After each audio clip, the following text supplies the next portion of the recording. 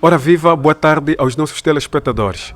A nossa equipa de reportagem encontra-se no bairro da Graça, concretamente na comunidade da Graça, para falar com os fiéis desta mesma comunidade sobre a importância do culto. Estou aqui com o senhor Feliciano, ele que nos falará um pouco sobre a importância do culto.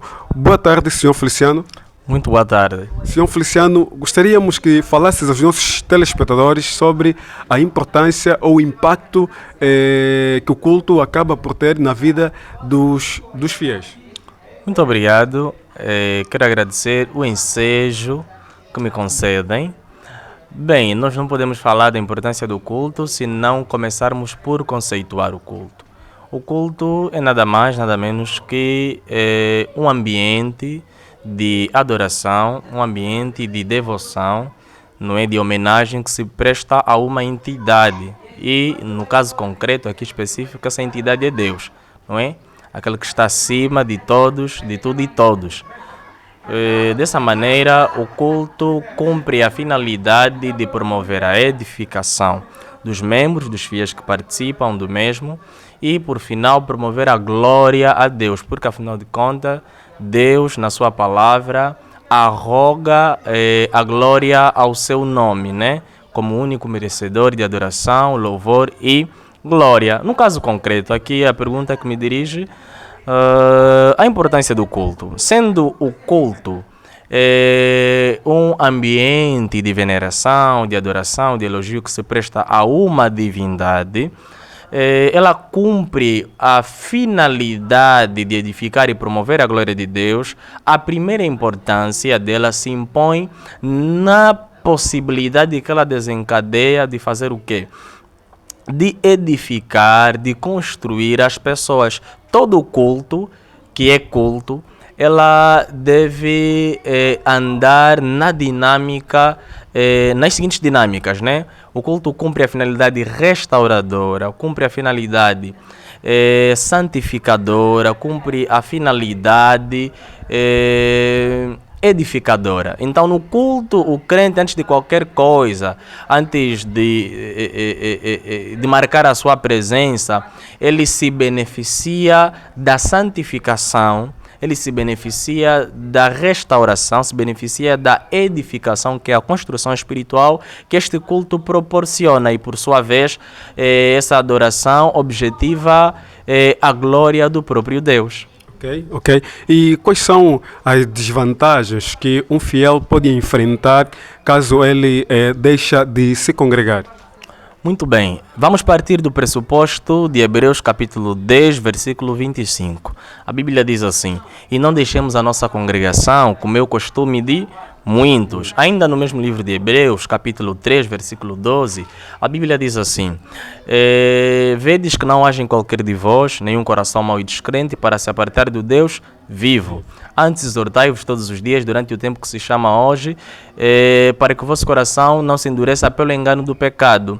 A.W. Tozer, numa das suas exposições da palavra de Deus, lhe disse o seguinte: o culto não são somente as canções que cantamos no domingo, mas é o resto da vida que levamos ao longo da semana.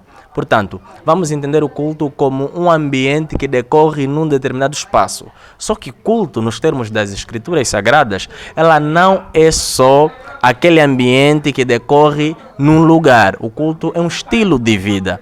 Então, todo indivíduo que se afasta do culto público, todo indivíduo que se afasta do culto da igreja, ele perde da pior maneira, né, os benefícios do próprio culto, aquilo que nós dissemos, a finalidade restauradora, a finalidade santificadora, a finalidade construtora, que é a finalidade edificadora. Portanto, em meio ao caos, em meio aos dias emergentes que vivemos, as possibilidades que temos de ser enganados pelo pecado, de ver o nosso coração endurecidos pelo pecado, de se afastar do Deus vivo, de abandonar a nossa congregação, não cultuar é abrir um caminho amplo para a frieza espiritual, é abrir um caminho amplo para deixar de ser santo, para deixar de ser restaurado e para deixar de ser construído em Deus. Ok.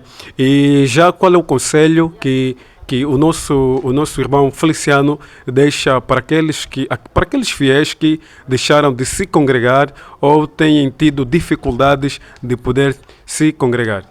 Muito bem. Haja vista, antes de qualquer coisa, que Deus não é um ser egomaníaco. Deus não é um ser que, se as pessoas não o adorarem, ele entra numa crise de depressão, ele entra numa crise de aborrecimento e por isso exige adoração a si. Pelo contrário, o culto é uma imposição. Desculpem, não uma imposição. O culto é um dever do cristão, é um mandamento de Deus.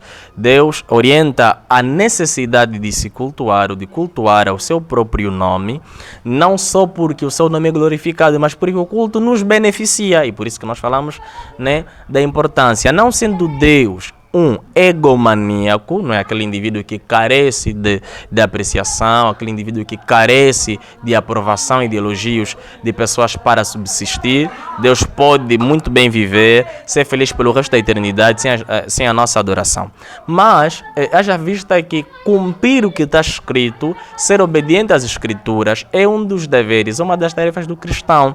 Então, o conselho que eu dou, vamos cultuar a Deus, não somente porque Ele é digno de todo louvor, de toda honra, de toda a glória, como a própria palavra quer dizer, do hebraico, glória, kabod, Deus é digno de todo o kabod, de todo o peso, toda a atenção, toda a glória.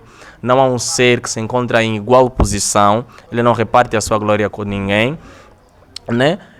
Nós devemos cultuar, eu aconselho a cultuar para o nosso próprio benefício espiritual, sob pena de morrermos espiritualmente, enfraquecermos espiritualmente. Devemos frequentar os cultos, mais do que estar no lugar, fazer da nossa vida um culto. Termino assim citando Paulo em Romanos capítulo 12, ele vai dizer: rogo-vos, pois, irmãos, que pela compaixão de Deus apresenteis os vossos corpos como sacrifício vivos, santos e agradáveis, que é o vosso culto racional. Então o culto é um estilo de vida, o culto é primeiramente pessoal e depois é público. Por isso é que os puritanos, eles abordavam o culto em duas perspectivas. A primeira é culto particular e a segunda é culto público. Então o culto não é só público, o culto é, acima de tudo, particular. Há quem deixa de cultuar no público porque já deixou de cultuar no particular.